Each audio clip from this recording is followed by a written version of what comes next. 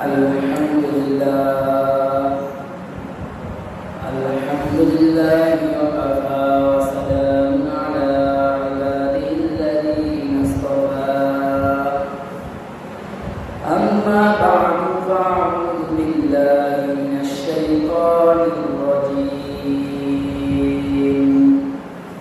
Bismillahirrahmanirrahim. Ya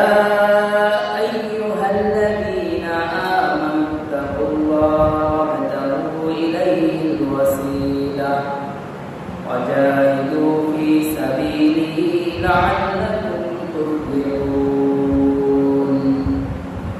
وقال رسول الله صلى الله عليه وسلم من سلك طريقا يلتمس فيه علما سهل الله له به طريقا إلى الجنة أو كما قال عليه الصلاة والسلام. إن الله ملائكته يصلون على النبي يا أيها الذين آمنوا صلوا عليه وسلموا تسليما. اللهم صل على محمد وعلى آل محمد كما صليت على إبراهيم وعلى آل إبراهيم إنك حميد مجيد. اللهم بارك على محمد وعلى آل محمد كما باركت على إبراهيم وعلى آل إبراهيم إنك حميد مجيد. আলহামদুলিল্লাহ, মহান আল্লাহ পাক রব্বুল আলামিনের দরবারে লাখ কোটি শুকরিয়া যে আল্লাহ পাক রব্বুল আলামিন আমাকে আল্লাহর মসজিদে জুমার নামাজের উদ্দেশ্যে আসা এবং বসার তৌফিক দান করেছে। সেই বিশ্ব মালিক বিশ্ব প্রতিপালকের দরবারে শুকরিয়া আদায় করি, বলি আলহামদুলিল্লাহ। সম্মানিত হাজিরিন, আমি আপনাদের সামনে যে আয়াত পাঠ করেছি, আয়াতে কারিমায় আল্লাহ তাআলা বলে, ইয়া আইয়ুহাল্লাযীনা আমানু তাকুল্লাহ, হে ঈমানদার বান্দা-বান্দীরা, আমি আল্লাহকে ভয় করো। আসলে বলতে পারেন যে আপনাদের সামনে বিভিন্ন সময় কথা বলি, এই আল্লাহকে ভয় করো, এই কথাটা বলা হয়। আসলে যে আয়াতটা অধিকাংশ কোরআনের প্রায় 60 প্লাস এই ইত্তাকুল্লাহ আল্লাহ কোরআনে বলছে, এটা তো আসবে, এটা স্বাভাবিক ব্যাপার। আজকে যে আয়াত পাঠ করেছি, আয়াতও আল্লাহ বলে ইত্তাকুল্লাহ, আল্লাহকে ভয় করো। এটা আল্লাহ আমাদেরকে বারবার স্মরণ করে দিচ্ছে যে আল্লাহকে ভয় করো। বারবার বলার মানে কি? আল্লাহর বারবার বলার কি আছে? আল্লাহর কথা একবার বললেও যেমন, বারবার বললেও তেমন। তার কথা কি? প্রধানমন্ত্রী একটা কথা একবার বলেও যে গুরুত্ব থাকবে, বারবার বললেও কি সেই গুরুত্ব থাকবে। কিন্তু বারবার বলা তার হলো কি, যে প্রধানমন্ত্রী এই কথাটা বারবার বলছে, তার মানে এটার ভিতরে আলাদা আরো বেশি গুরুত্ব আছে। তো বাদশাহ, যিনি দোজাহানের বাদশাহ, যার উপরে কোনো বাদশাহ নাই, কোনো প্রধানমন্ত্রী নাই, ইনি যে কথা বারবার বলে, সেটার গুরুত্ব কেমন হতে পারে? তো এই জন্যই আল্লাহ আমাদেরকে বারবার বলছে যে আল্লাহকে ভয় করো। আর আল্লাহকে ভয় করলে কি ফায়দা, কি লাভ? আসলে যার ভিতরে আল্লাহর ভয় থাকবে সে গুনাহ করতে পারবে না। যার ভিতরে আল্লাহর ভয় থাকবে সে মিথ্যা কথা বলতে পারবে না। যার ভিতরে আল্লাহর ভয় থাকবে সে অন্যের সম্পদ ভক্ষণ করতে পারবে না। যার ভিতরে আল্লাহর ভয় থাকবে সে অন্যের হক নষ্ট করতে পারবে না। যার ভিতরে আল্লাহর ভয় থাকবে সে অন্যকে গালি দিতে পারবে না। যার ভিতরে আল্লাহর ভয় থাকবে সে অন্যকে ছোট করে কথা বলতে পারবে না। মানে মূল কথা হলো, যার ভিতরে ইত্তাকুল্লাহ আল্লাহর ভয় থাকবে, তার দ্বারা কোনো গুনাহ করাই সম্ভব না। জুলুম বলেন, মিথ্যা বলেন, পাপাচার বলেন, জিনা বলেন, যে গুনাহই বলেন, আমাদের ভিতরে আল্লাহর ভয় আছে, এই জন্য আমরা নামাজও করি না। আমাদের ভিতরে আল্লাহর ভয় আছে, এই জন্য আমরা আরেকজনের সম্পদ রক্ষণ করি, যে দেখি এখন তো মুখে নাই, অল্প কিছু দেই দিয়া।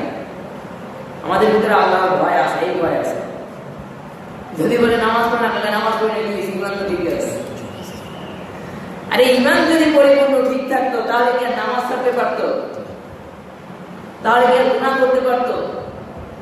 আবার কাউকে যদি কোনো বিষয়ে দাওয়াত দেওয়া হয়, এমনও মুসলমান আছে বলে নামাজ পড়ি না কি হয়েছে, হারাম খাই কি হয়েছে, মাফ করার মালিক আল্লাহ। মানে হে খুব আল্লাহ মানুষ, এত আল্লাহ সে এটা শিখছে যে মাফ করবে আল্লাহ, আল্লাহর ভালো লাগবে। কিন্তু এখন আপনি ওই বিশ্বাস করে বসে থাকবেন আর আপনি গুনাহ করতে থাকবেন, আল্লাহ আপনার মাফ করবে, জান্নাত তো মামা বাড়ি আপনার চাইলে দিয়ে দিবে,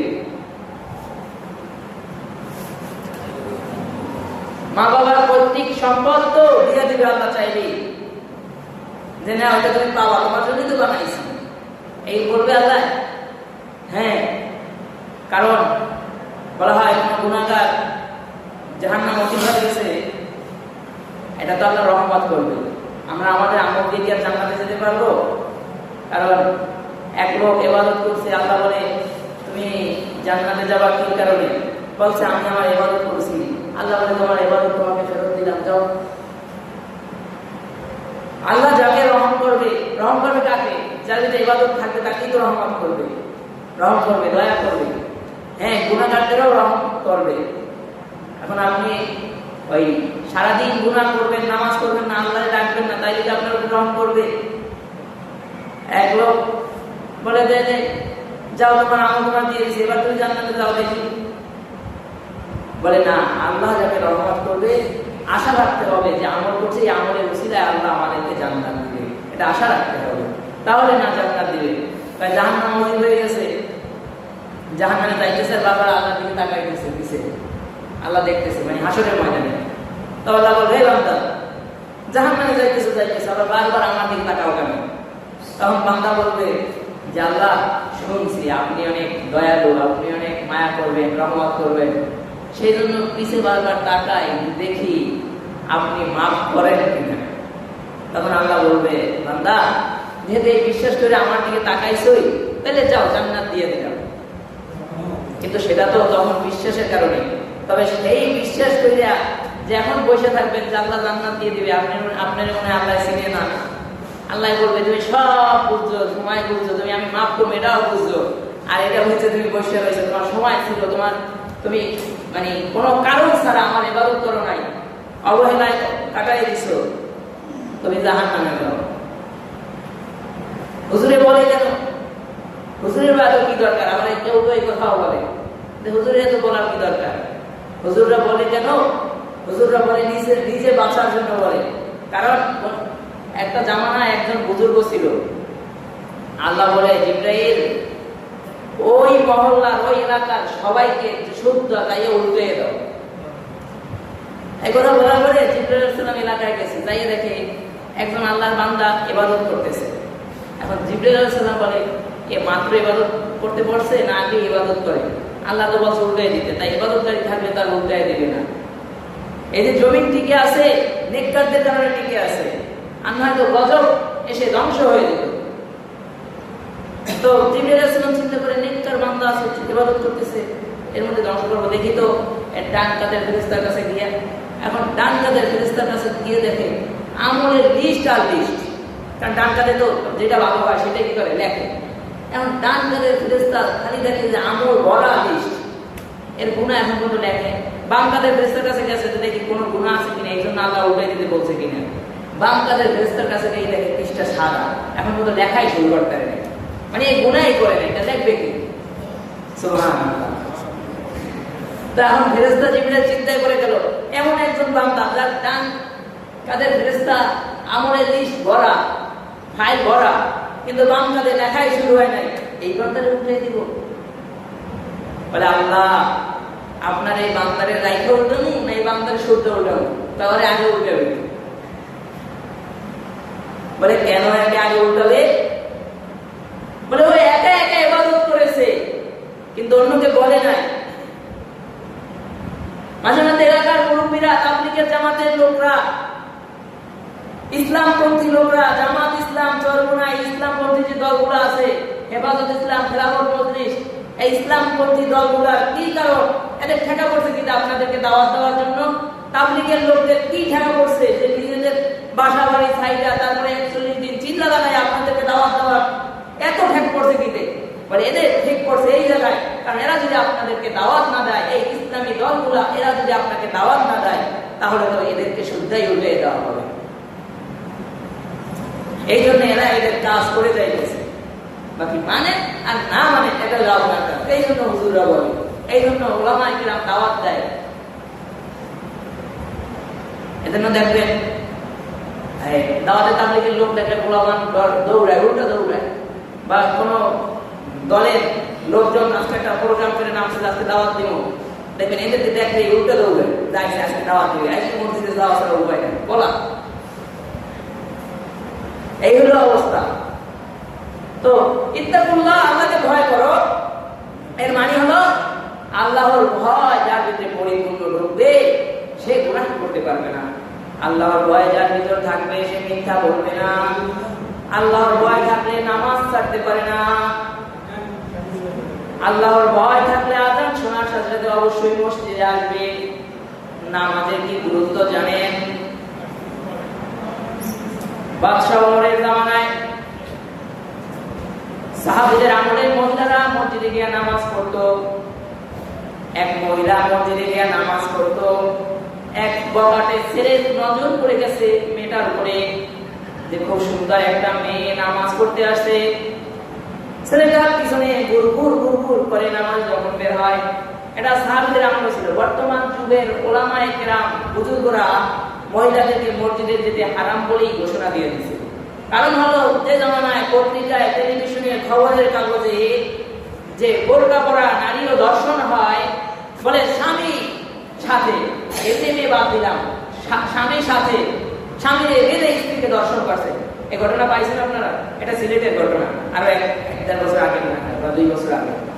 তা যেখানে স্বামীর সাথে স্ত্রী বের হয়ে নিরাপদ নাই, সে তখন নামাজ পড়তে এসে মহিলা কতটুকু নিরাপদ? বাবার সাথে মেয়ে বের হয়েছে, মেয়েকে দর্শন বাবাকে বেঁধে। কিছুদিন আগের বড় ঘটনা, স্বামীর সামনে স্বামীকে পিটায়া পিটায়া তারপরে স্ত্রীকে স্বামীর সামনে উলঙ্গ করে দর্শন করেছে। এটা ভিডিও ফুটেজ ভাইরাল হয়েছে। যে জামানায় বাবার সাথে মেয়ে নিরাপদ নয়, স্বামীর সাথে স্ত্রী হাঁটে নিরাপদ নয়, সেই জামানায় কি নামাজে আসতে বলি খুব নিরাপদ থাকবে? এই জন্য এখন মহিলাদেরকে মসজিদে যাওয়া নিষেধ করে দিয়েছে। তো ওই মেয়ে নামাজ পড়তে যায়, বকাটা ছেলে নজর পড়ে গেছে। রাত বেলায় মেয়ে বিরক্ত হয়ে ছেলেকে বলতেছে, এই যুবক, তুমি যদি আমার শর্ত মানতে পারো তাহলে আমি তোমাকে বিবাহ করবো। বলে কি শর্ত? বলে আমার শর্ত হলো ওমরের পিছনে 41 দিন তাকবীরে উলার সহিত নামাজ পড়বা। একদিন যদি তাকবীরে উলা ছুটে যায় তাহলে তুমি আমাকে বিবাহ করতে পারবে না। যুবক বলে, এটা কোনো শর্ত হইলো? প্রেমের টানে মানুষের 7 নদী 7 সমুদ্র পাড়ি যায়, আর মাত্র 140 দিন নামাজ পড়তে হবে, এটা কোনো ঘটনা? হ্যাঁ আমি রাজি, আমি 41 দিন তাকবীরে উলার সাথে নামাজ পড়বো। নতুন নতুন নামাজ পড়ে তো যখন বন্ধু বান্ধবীদের নতুন নামাজ পড়ে বন্ধুদেরকেও দেখাই আসে, এই এই দেখ আমি যাই নামাজে, এরকম করে না তো? যাকে পছন্দ করে সে বলছে 140 দিন নামাজ পড়তে হবে, তো উজু কই না, উজু তৈরি রাখে যাতে তাকবীরুল্লাহ না ছুটে যায়, আজান দিলেই যেন মসজিদে যেতে পারে, আর বাদশাহ ওমরের কিছু যেন নামাজ পড়তে পারে। তো উজু কইরা আজান দিলেই অনেক মানে সহজ রাস্তা এটা মসজিদে যাওয়ার জন্য। এখানে 10 টাকা 2 মিনিট হে আধা ঘন্টা ঘুরে আসে, এই এই কাশ্মীর দিয়ে শুনেই আসে, আমি কিন্তু যাইতেছি, শর্ত জানি মিস হয় না। এভাবে ঘুরে আসে মেডিকেল বাড়ির সামনে থেকে। আমি মসজিদে যাইতেছি দেখে কিছুদিন গেলে সবসময় তার দিনের হালত এক থাকে না। কিছুদিন যাওয়ার পরে যুবক এবার আর প্রেমিকার বাড়ির রাস্তা খুঁজে না, এবার দেখে মসজিদে তাড়াতাড়ি যাওয়া যায় সেই রাস্তা কোনটা। কিছুদিন গেল, যুবতী আর যুবককে দেখতে পায় না। এইদিকে 41 দিন হয়ে গেল, এবার যুবতী যুবককে খুঁজে পায় না। এবার যুবতী মহিলা নিজেই যুবককে খুঁজতে বের হয়ে গেল। সামনে যখন যুবককে পেল, বলে, এই যুবক, আমি তোমার স্ত্রী হব, তোমাকে আমি ভালোবাসি, তোমার সাথে যে শর্ত ছিল আমায় বিয়ে করবা, আমি রাজি, আমি আসছি। যুবক আজব জবাব দিতেছে, এবং 41 দিন নামাজ পড়ে তাকবীরুল আশরিক নামাজ আদায় করে আমি আমার দিলের সব ভালোবাসা আমি আমার আল্লাহকে দিয়ে দিছি। তোমাকে দিলের থেকে ভালোবাসা দেওয়ার মতো আর জায়গা আমার দিলে নাই। সুবহানাল্লাহ। দিলের পরিপূর্ণ ভালোবাসা হবে আল্লাহর জন্য। বলে নামাজের ফায়দা এটা, আমরা তো নামাজ পড়ি না, এটাই আমাদের ফায়দা, আল্লাহর সাথে সম্পর্ক হবে। মানে আল্লাহর সাথে সম্পর্ক হলে কি লাভ? আল্লাহ কি খাম করে পাঠাই দিব? আরে মিয়া, নামাজ পড়লে রিজিক বৃদ্ধি পায়, কিন্তু আমরা রিজিকের পিছে দৌড়াই, কিন্তু নামাজের খবর নেই। বলে যার সাথে আল্লাহর সম্পর্ক আছে সারা দুনিয়া সবকিছু তার হয়ে যাবে, এমনিতেই হয়ে যাবে। যখন যেটা প্রয়োজন হবে সেটা আল্লাহ দিয়ে দিবে, অটোমেটিক দিয়ে দিবে। আর এই জন্য বলে কোন কবি বা কোন বুজুর্গ লোক বলে যে আল্লাহকে পাইল সে দুনিয়া আখিরাতের সব পাইল, কিন্তু যে আল্লাহকে পাইল না সে যদি গোটা দুনিয়ার বাদশাহ থাকে সে কিচ্ছু পায় না। যে আল্লাহকে পায় নাই সে কিচ্ছু পায় নাই, সে যদি গোটা দুনিয়ার বাদশাহ থাকে। আর যে আল্লাহকে পেয়েছে হতে পারে সে সবচেয়ে গরিব, হতে পারে তার ঘরটা খেজুর পাতার ছাউনি দেওয়া বাসা হতে পারে তার, কিন্তু তার সাথে সম্পর্ক হয়েছে দোজাহানের বাদশাহ রব্বুল ইজ্জত আল্লাহর সাথে, বরং গোটা দুনিয়া এবং আখিরাত তার হয়ে যাবে। কারণ আল্লাহ হলো, আল্লাহর কাছে কি কোনো ভান্ডারের অভাব আছে? তার যা আল্লাহরে পাইছে এর কি আর কোনো কিছু দরকার আছে? আল্লাহরে পাইলো তো সব পেয়ে গেল। এই জন্য আরো বেশি বেশি আপনার নামাজ বাদ দিবে। আরে ভাই, নামাজ বাদ দিয়ে কোনো লাভ নাই। নামাজ বাদ দিলে আপনার রিজিকে অভাব আরো বেশি দেখা দিবে। কারণ সাহাবীদের আমলে আছে, আল্লাহ রাসূলকে বলছে অভাব দূর হয় না, আল্লাহ রাসূল বলছে নামাজ করো। নামাজ পড়লাম, আসে না তো, আবার করো, আবার নতুন রুজু করে আবার নামাজ করো। বলে তোমার নামাজ হয় না, এই জন্য তোমার রিজিক আসে না, আবার নামাজ পড়ে। কয়েকবার নামাজ পড়ার পরে শুনতে পায় ঘর থেকে স্ত্রী বলতেছে যে গম বের হইতেছে মাটির নিচ থেকে, অটোমেটিক বের হইতেছে, চাকা বের হইল। সাহাবী গিয়ে ওইখানে হাত দিছে, না যেন পা দিয়ে যেটা ঘুরে ওইটাকে থামাইছে, এরপর বন্ধ হয়ে গেছে। এবার আল্লাহ রাসূলের কাছে ঘটনা বললে আল্লাহ রাসূল বলে, এই সাহাবী, তুমি যদি এটা না থামাইতা কিয়ামত পর্যন্ত এখান থেকে আমার উম্মত রিজিক পাইত। নামাজ রিজিক দেয়, নামাজ রিজিক কমায় না। শুধু রিজিকের পিছনে দৌড়াইলেই হবে না, নামাজ পড়ে দেখবেন রিজিক আল্লাহ বাড়ায় দেবে। এটা হলো আল্লাহর ভয়। এরপরের অংশে আল্লাহ বলে, ইয়া আইয়ুহাল্লাযীনা আমানু তাকুল্লাহ ওয়াবতাগু ইলাইহিল ওয়াসিলা। হে বান্দা-বান্দীরা, আমি আল্লাহকে ভয় করো এবং নাজাতের উসিলা তালাশ করো। আল্লাহর নৈকট্য পাওয়ার জন্য উসিলা বানাও। উসিলা কি? যে কোনো আমলে আমাদের উসিলা হতে পারে। উসিলা মানে এটা মাধ্যম। এখন তো বিভিন্ন জনে বলে আল্লাহকে পাইতে যদি কোনো মাধ্যম লাগে, আল্লাহকে পাইতেও মাধ্যম লাগে, আল্লাহ রাসূলকে লাগে, উলামায়ে কেরামের মহব্বত লাগে, নায়েবে নবীদের মহব্বত লাগে। যাদের মাধ্যমে আল্লাহকে চিনবেন তাদের সাথে মহব্বত নাই, আল্লাহকে পাইবেন কিভাবে? এজন্য উসিলা বানানো। উসিলা কি? উসিলা যেমন মনে করেন এলাকার মেম্বার বা চেয়ারম্যানের কাছ থেকে আপনার কোনো একটা কিছু প্রয়োজন, কিন্তু আপনার সাথে তার সাথে সম্পর্ক নাই, তা আপনি যদি সরাসরি যান আপনি সেই জিনিস পাবেন না। ধরতে হবে কাকে? যুবকের সাথে চেয়ারম্যানের ভালো খাতির আছে, তার সাথে আমার খাতির আছে, তার মানে এটাও কি? মাঝখানে লোকটাও কি? উসিলা। আর যদি মনে করেন মাঝখানে কাউকে লাগে নাই, আপনি সরাসরি চেয়ারম্যান মেম্বারের কাছ থেকে জিনিসটা পাইছেন, তার মানে এখানে মাঝখানে উসিলা আছে। উসিলা আছে কি? আপনার সাথে তার সাথে সম্পর্ক ভালো আছে, এই সম্পর্কটাই কি? উসিলা। একটা হলো আপনার সাথে সম্পর্ক নাই, আপনি মাধ্যম ব্যবহার করছেন, লোক ধরছেন, সেই লোকটা উসিলা। আর হলো আপনি লোক ধরেন নাই, নিজে আছেন, এটা বাংলায় দিলাম কেন? আবার কেউ কেউ বলবে আমি তো চেয়ারম্যানের কাছ থেকে নিজেই আনতে পারি, আমার উসিলা করি। উসিলা হচ্ছে আপনার সম্পর্ক, আপনার সাথে তার সাথে সম্পর্ক ভালো, এটাই কি উসিলা। এই জন্য আপনি এই মেম্বারের কাছ থেকে এই জিনিসটা কি সহজে পাইতেছেন, প্রধানমন্ত্রীর কাছ থেকে এই জিনিসটা কি সহজে পাইতেছেন।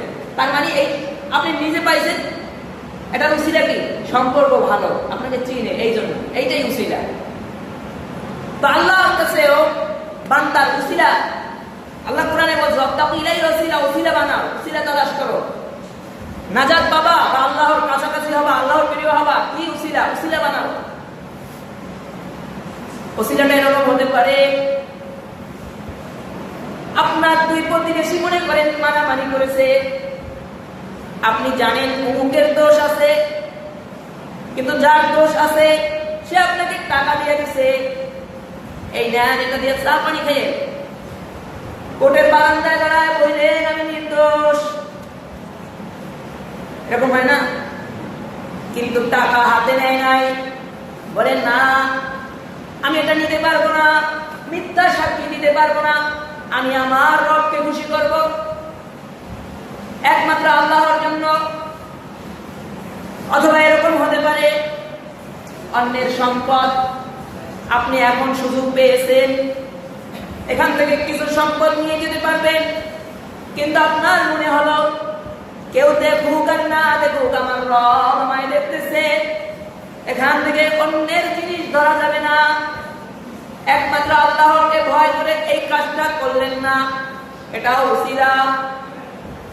নামাজ যায়, মানুষ যেন দেখে তাদের যেন নামাজি বলে, ওটা মানুষ দেখানো নামাজ। আর একটা আজান হয়ে গেছে, এখন মসজিদে যেতে হবে,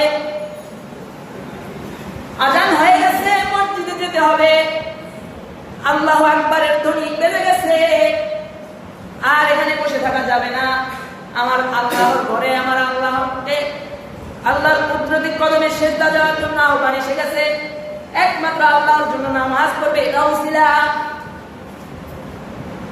গোটা রাত্রি যখন দুনিয়া অন্ধকার, আশপাশের প্রতিবেশী সকলে ঘুমায়, নিজের পাশের স্ত্রীও ঘুমায় আছে, একমাত্র রবকে খুশি করার জন্য শেষ রাত্রে দুইটা সিজদা দিয়েছেন, এটা উসিলা। 2 রাকাত নামাজ পড়েছেন, এটা উসিলা। ফজরের নামাজ পড়েছেন, মসজিদে বসে কিছু সময় জিকির করলেন, এটা উসিলা, একমাত্র রবের জন্য, মানুষ দেখানোর জন্য নয়। মানুষ বলতে ফজরের পরে উনি আধা ঘন্টা 1 ঘন্টা মসজিদে ইবাদত করে, এটা শোনার জন্য না, একমাত্র রব্বুল আলামিনের খুশির জন্য তিনি এই ইবাদতগুলো করবে, এটা উসিলা। ফজরের নামাজ পড়েছেন, একটু কোরআন তেলাওয়াত করলেন রবের খুশির জন্য, এটা উসিলা। যে কোনো আমলই আপনার উসিলা হতে পারে আল্লাহর নৈকট্য পাওয়ার জন্য, আল্লাহর কাছাকাছি যাওয়ার জন্য, জান্নাত পাওয়ার জন্য, যে কোনো আমল আপনার উসিলা হতে পারে।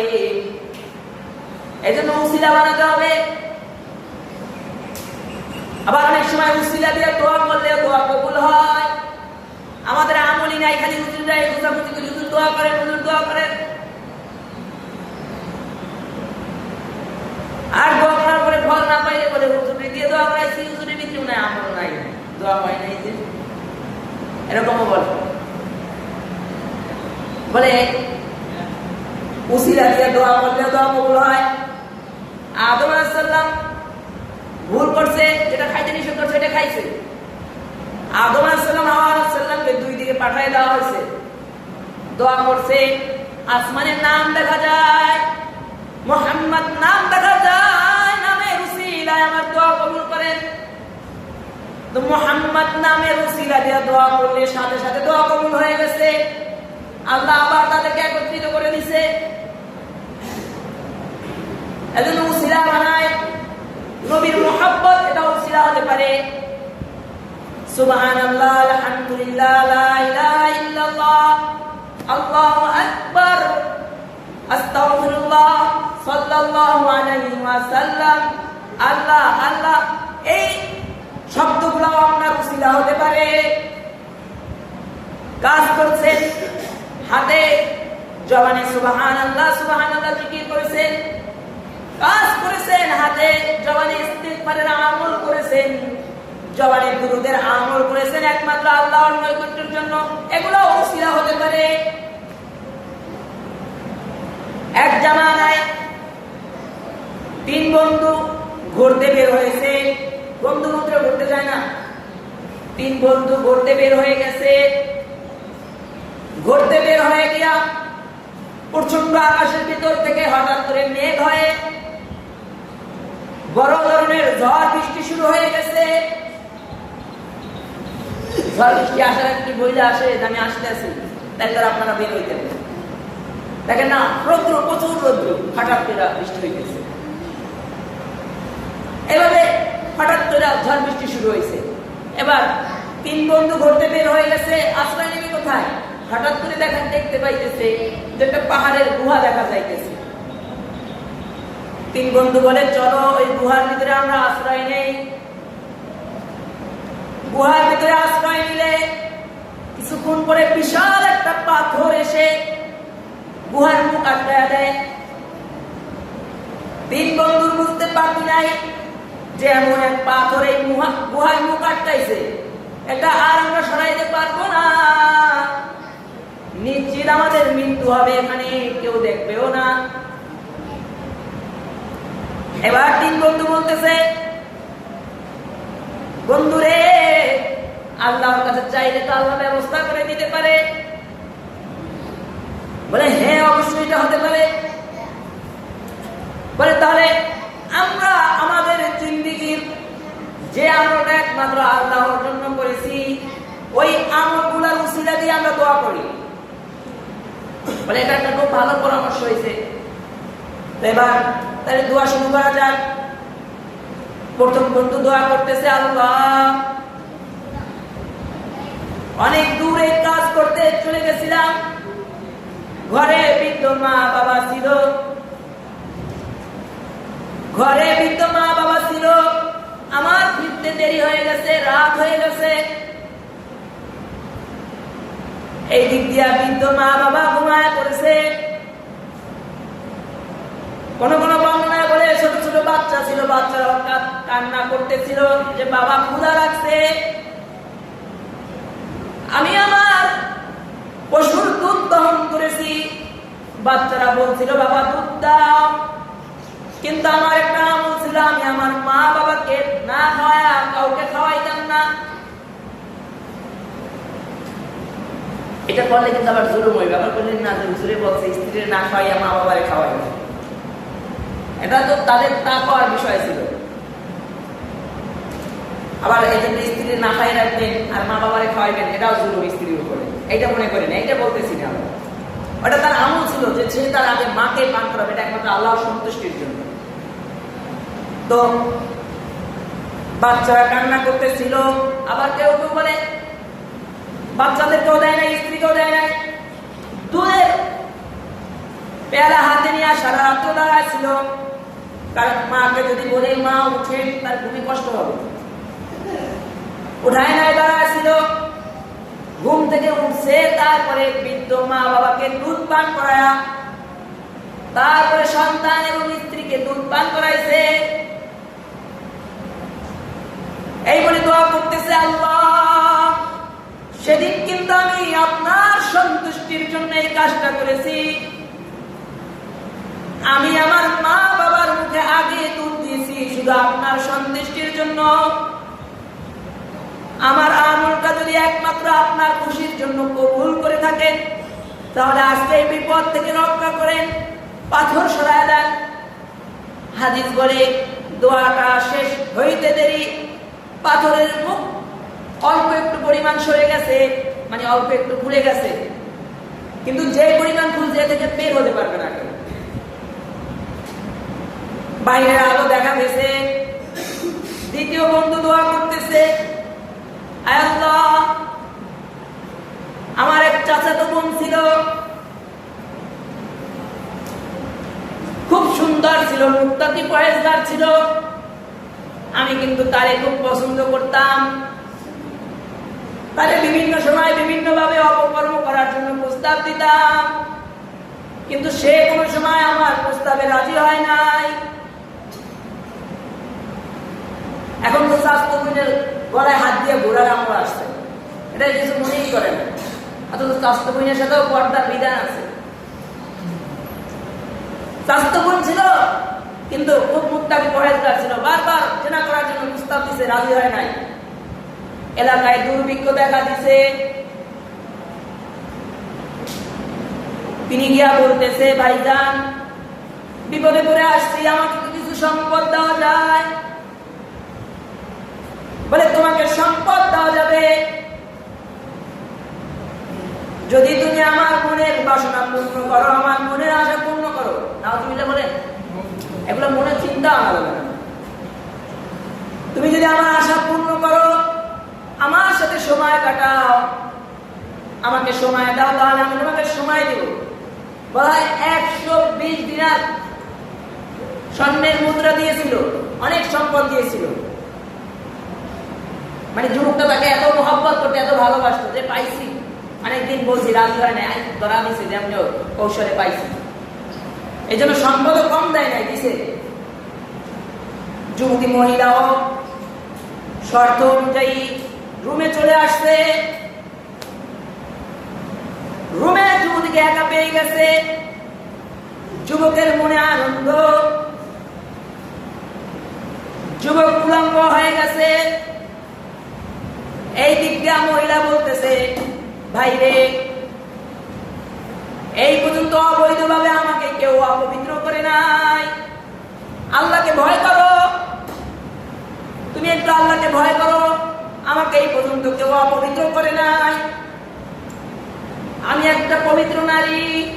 এই কথা বললে সাথে সাথে যুবকের দিলে আসর লেগে যায়। যুবক আর ওই মহিলার সাথে জেনা করে নাই। এবার যুবক দোয়া করতেছে, আল্লাহ, সেদিনকে আমার বোন আমায় বলছিল আল্লাহকে ভয় করো, আর আমি আপনার ভয়েই কিন্তু ওই সময় জেনায় লিপ্ত হই নাই। আমার ওই দিনের আমল যদি আপনার কাছে পছন্দ হয়ে থাকে, তাহলে আমাদেরকে বিপদ থেকে রক্ষা করেন। বলার সাথে সাথে পাথরের মুখটা আরো একটু খুলে গেল। এরপরে এখনো ওই পরিমাণ পাথর সরে নাই যে মানুষ বের হবে। এবার 3 নাম্বার যুবক বাকি আছে। 3 নাম্বার যুবক দোয়া করতেছে, আয় আল্লাহ, আমার বাড়িতে শ্রমিক কাজ করেছিল, শ্রমিক কাজ করার পরে একটা শ্রমিক টাকা না নিয়ে চলে গেছে। তারপর কিন্তু শ্রমিক অনেকদিন পর আসছে, আমার সম্পদ দেন। শ্রমিক সে সম্পদ চাইলে মালিক তাকে বলে, এদিকে আসো, ওই মাঠে কতগুলা গবাদি পশু দেখতে পাও, এই ব্যবসা বাণিজ্য দেখতে পাইতেছ, টাকা ওইদিকে দেখো, এগুলা সব তোমার সম্পদ, সব নিয়ে যাও। শ্রম পাবে একদিনের। এখন যদি এতগুলো সম্পদ দিয়ে দেয়, ব্যবসা বাণিজ্য এতগুলো দিয়ে দেয়, তাহলে আপনি কি বলবেন? এই না, আপনার সাথে মজা করতে আসছি, যেটা আপনি এটা দেন নাকি? তো এই শ্রমিকও বলতেছে, ঠাট্টা করেন না, সময় নাই, আমার শ্রমটা আমাকে দেন, আমার সেদিন মনে ছিল না, দেন। জবাব দেয়, ভাই রে, তুমি সেদিনকে তোমার শ্রমের মূল্য নেও নাই, কিন্তু তোমার শ্রমের মূল্য আমি এই নিয়ত করে ব্যবসায় লাগাইছি, তুমি যেদিন আসবা সব তোমাকে দিয়ে দিব।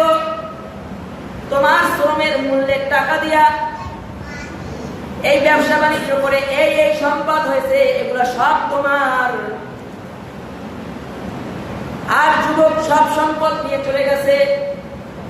এবার ইনি দোয়া করতেছে, আল্লাহ, আমি কিন্তু একটা পয়সা রাখি নাই, আমি কিন্তু একটা কোনো কিছুর ভাগ রাখি নাই, সকল সম্পদ আপনার সন্তুষ্টির জন্য দিয়ে দিছি। আমরা এটা কি করতাম? আরে তুমি আইসো, তবে চলে গেছো, ওইগুলা কি আছে? নেও নাই কেন? আমি তোমার নিতে মানা করছিলাম।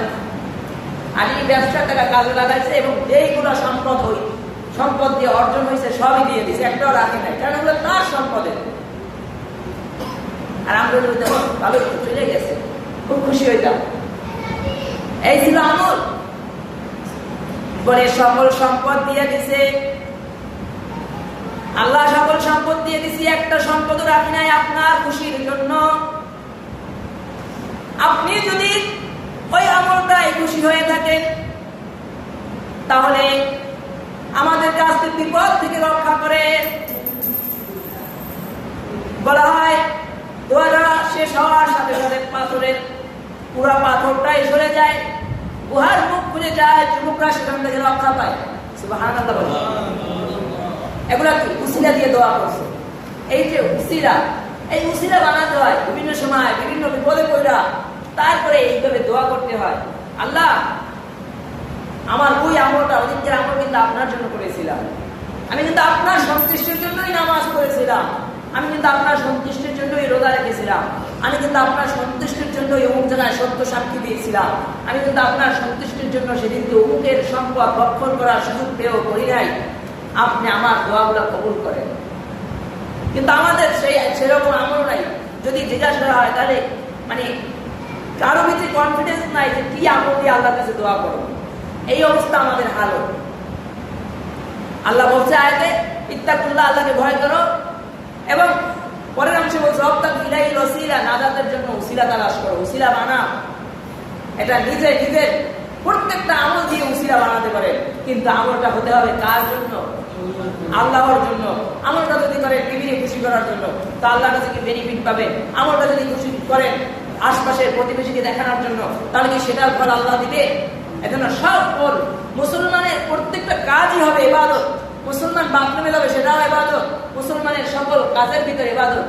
এক আল্লাহর ওলি তার স্ত্রীকে বলতেছে যে বিবি এই খানা নিয়া নদীর ওপার অমুক একজন আল্লাহর ওলি আছে, যাও তিনি ইবাদত করতেছে, তার এই খানাটা দিয়ে আসো। এখন স্ত্রী প্রথম বের হয়েছে, যাই দেখি নদী, বের হয়েছে, এরপর আবার ফেরত আসছে যে স্বামী ওখানে তো নদী আছে, নৌকা না পাইলে কি করবো? তাই বলবা যে বুজুর্গ যে নদীর কাছে যাই বলবা আমার অমুক আল্লাহর ওলি পাঠাইছে যে জীবনে স্ত্রীর সাথে জৈবিক চাহিদা করে নাই, পূরণ করে নাই, যে জৈবিক চাহিদা পূরণ করে নাই আমাকে সে পাঠাইছে, অর্থাৎ নদী রাস্তা হয়ে যাবে।